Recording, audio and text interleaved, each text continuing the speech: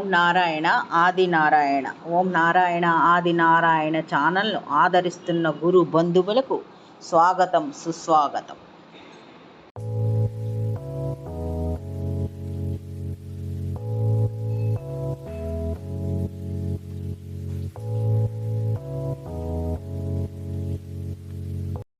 ఓం నారాయణ ఆది నారాయణ. ఓం శ్రీ భగవాన్ వెంకయ్య స్వామినే నమః.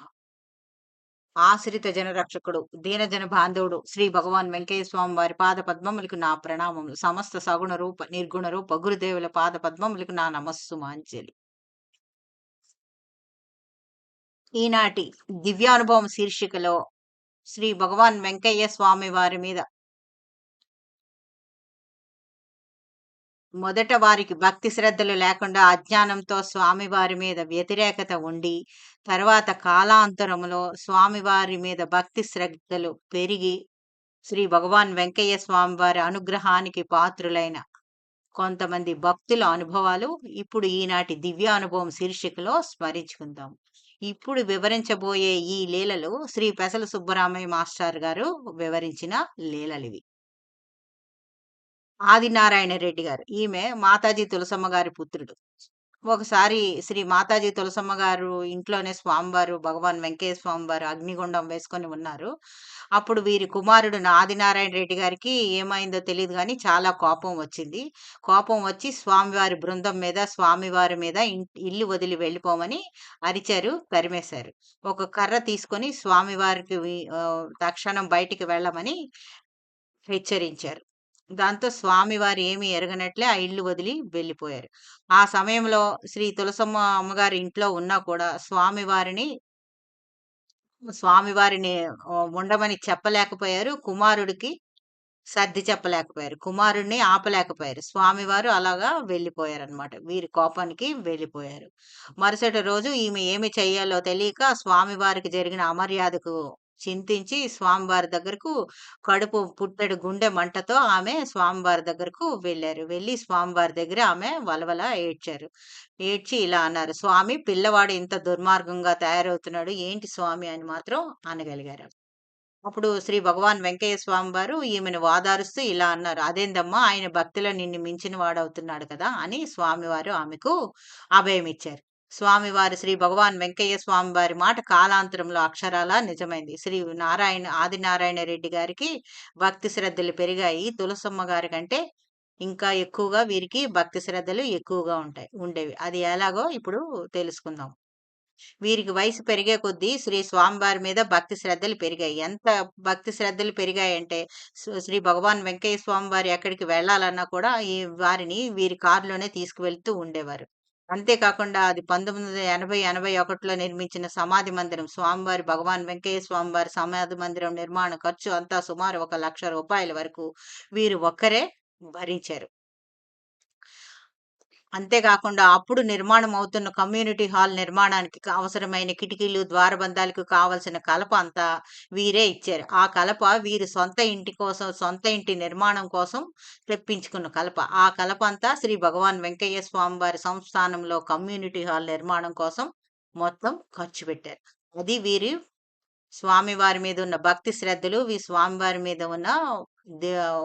వీరికి ఉన్న స్వామివారి మీద భక్తి శ్రద్ధలతో ఈ విధంగా స్వామివారికి ఖర్చు పెట్టారనమాట, స్వామివారి సంస్థానానికి. శ్రీ భగవాన్ వెంకయ్య స్వామి వారు హ్యూమటేరియన్ మిషన్ కి అప్పుడు వీరు ట్రెజరర్ గా ఉండేవారు. అలా వీరు ట్రెజరర్ గా ఉండేటప్పుడు అప్పుడు ఆశ్రమము పరిస్థితి వేరుగా ఉండేదన్నమాట. ఎవరిని ఏ ఒక్కరిని క్యూ లైన్ లో అడ్డంగా దర్శనార్థం తీసుకొస్తూ ఉండేవారు కాదు.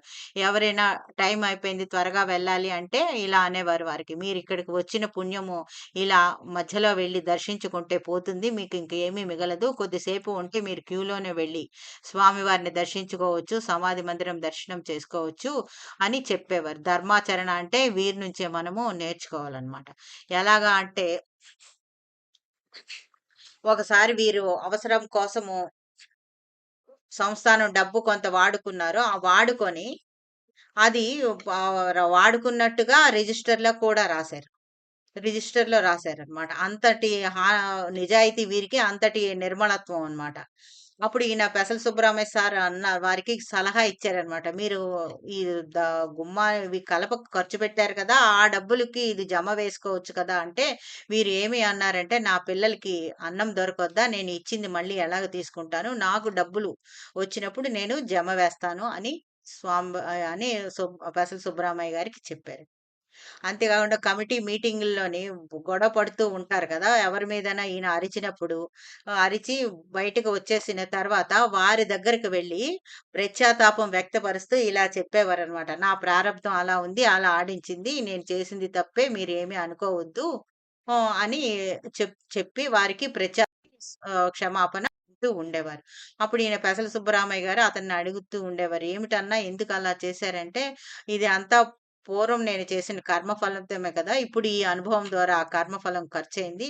ఇంకా రాగద్వేషాలు లేకుండా కొనసాగవచ్చు. అదే కదా మన జయమని వీరికి చెప్తూ ఉండేవారనమాట. అంటే వారి ధర్మాచరణలో గాని, నిజాయితీలో గాని, వారి దాతృత్వంలో గాని వీరు తులసమ్మకి ఏమాత్రం తీసిపోరు. తులసమ్మ గారి కుమారుడంటే తులసమ్మ గారి కుమారుడు అన్నట్టుగానే ఉండేవారు. తర్వాత వీరు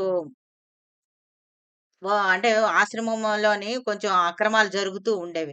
వారిని ఎవరు ఎదుర్కోవడానికి ఉండేది కాదు. కానీ ఈ ఆదినారాయణ రెడ్డి గారి దృష్టికి వచ్చిన తర్వాత వారిని నిర్భయంగా ఎదుర్కొన్నారనమాట. వారు వీరిని ఆ దుండగులు వీరిని ఆదినారాయణ రెడ్డి గారిని కొడతామని, చంపుతామని బెదిరించారు కూడా. అప్పుడు వీరు అన్నారనమాట. "మీకేమాత్రం ధైర్యం ఉన్నా ఒక దెబ్బ వేసి వెళ్ళమని" మనోధైర్యంతో వారిని ఎదుర్కొన్నారు. అంతటి మనోధైర్యం వీరికి ఉండేది. ఆ తర్వాత ఈ కమ్యూనిటీ హాల్ ఫౌండేషను నిర్మాణం అప్పుడు ఫౌండేషన్ సరిగ్గా నిర్మించబడలేదు. ఆ ఫౌండేషన్ అలా ఉంటే అంటే అప్పటికే ఒక రూ. 10,000 వరకు ఖర్చయింది. అందుకని ఆ ఫౌండేషన్ తీసేయటానికి కూలీలందరూ మిగిలిన వాళ్ళు అంతా కొంచెం వెనకాడారు. కానీ వీరు మాత్రం ఒప్పుకోలేదు. అలాంటి ఫౌండేషన్స్ మీద బిల్డింగ్ కడితే బిల్డింగ్ కూలిపోతే ప్రాణాలు కోల్పోయిన అభాగ్యుల గతి ఏమి కావాలి? ఆ పాపం ఎవరు మోయాలి? అని చెప్పి వీరే తన స్వహస్తాలతో అప్పటి వరకు వేసిన ఫౌండేషన్‌ని వీరు తొలగించారనమాట. అంతటి ఔన్నత్యం వీరిది. ఓం నారాయణ ఆది నారాయణ.